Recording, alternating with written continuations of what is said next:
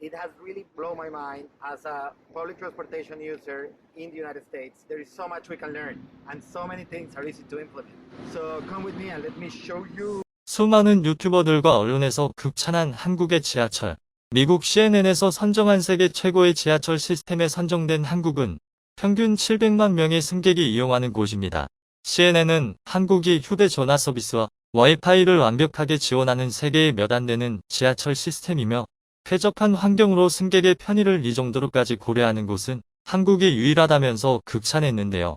미국의 300만 인기 유튜버 드류 빈스키는 한국 지하철의 발전은 단순히 정부나 시자체에서 노력한 것뿐만 아니라 서울 시민들 또한 수준 높은 의식으로 이용했기 때문에 지금의 모습이 될 수 있었다고 분석했습니다.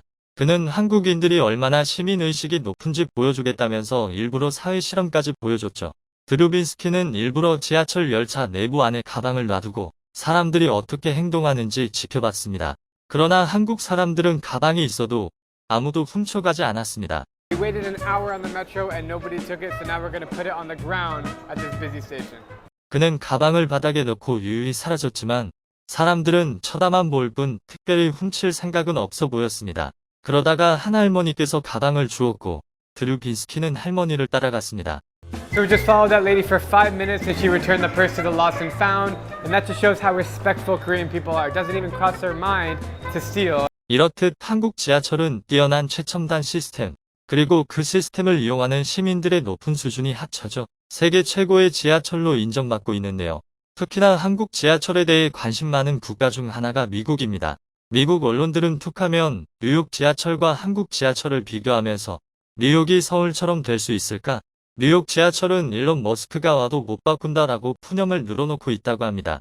심지어 한국 지하철 취재를 간 경제지 특파원은 한국 지하철 좌석에 앉자마자 울먹이면서 눈물을 참는 모습을 보여줘 주변인을 당황시켰다는데요.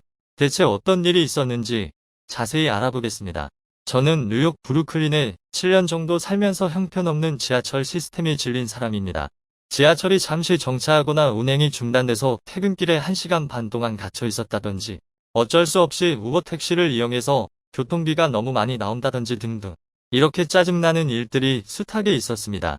지금도 어쩔 수 없이 지하철을 이용하고는 있지만 사실 지하철 시스템에 대해 믿음은 거의 사라진 지 오래입니다. 그러나 일수 언론들과 CNN 같은 방송을 보면 한국 지하철을 찬양하는 내용들이 자주 나오더군요. 어떻길래 사람들이 이렇게 열광하나 궁금했습니다. 저는 일주일 동안 서울의 대중교통 시스템을 경험해보기로 했습니다. 서울에 도착 후 저는 지하철에서 파는 일회용 승차권을 구매했습니다. 승차권을 구매하면서 느낀 점은 외국인이라도 티켓을 구매하는 것이 어렵지 않고 한국 지하철 비용은 참 싸다는 것이었습니다. 기계에는 한국어, 영어, 중국어, 일본어 등 언어를 선택할 수 있어서 뉴요커인 저도 무리 없이 이용할 수 있었습니다. 운임료 측면에서 비교해보면 뉴욕시에서는 일회권을 현금으로 구입할 경우에는 3달러인데 한국에서는 1달러를 조금 넘는 수준에 불과했습니다. 약 3배 차이였죠. 승차권을 끊고 목적지를 향하는 저는 수많은 표지판들을 지나쳤고 그 표지판에는 여러가지 언어가 적혀 있었죠. 어딜 가든 한국어로만 적혀 있는 표지판을 보기가 힘들었어요. 덕분에 출구 및 환승 위치를 찾기가 참 쉬웠고 어느 방향으로 가야 하는지 목적지에 도착할 때까지 몇 미터를 걸어야 하는지도 쉽게 알 수 있었습니다.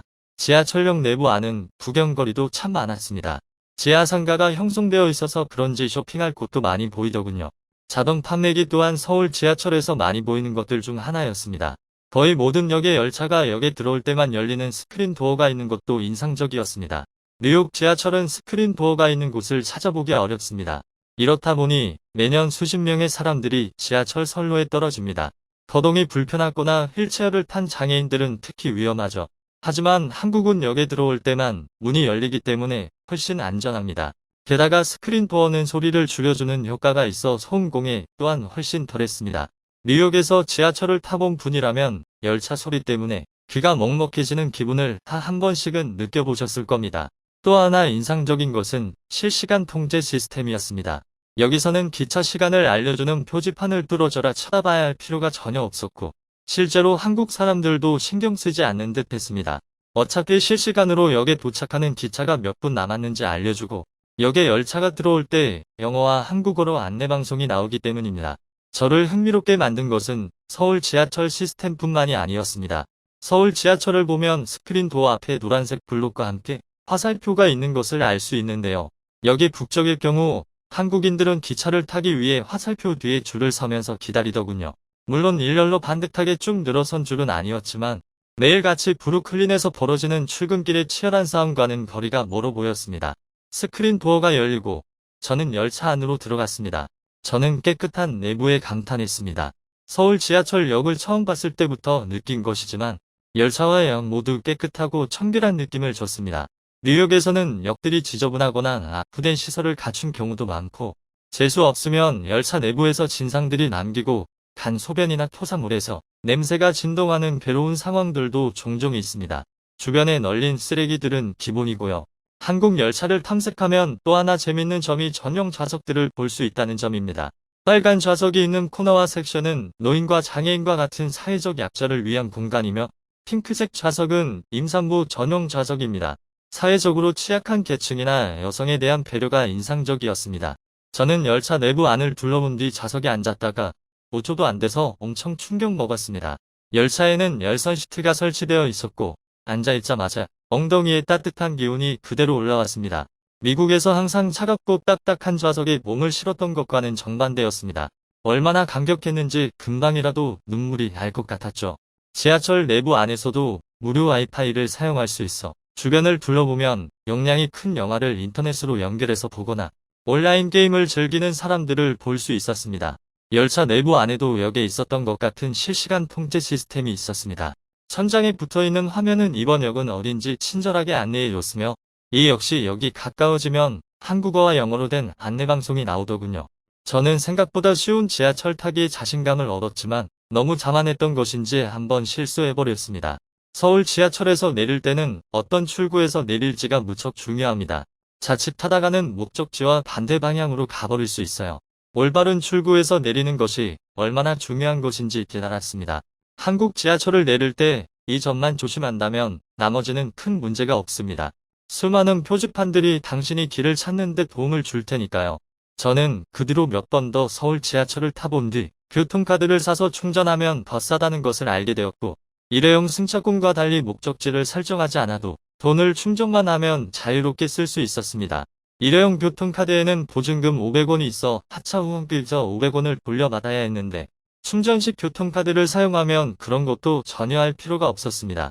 저는 일주일 동안 서울에서 계속 지하철을 이용했지만 열차 시간이 크게 지연되는 일은 단 한 번도 일어나지 않았습니다.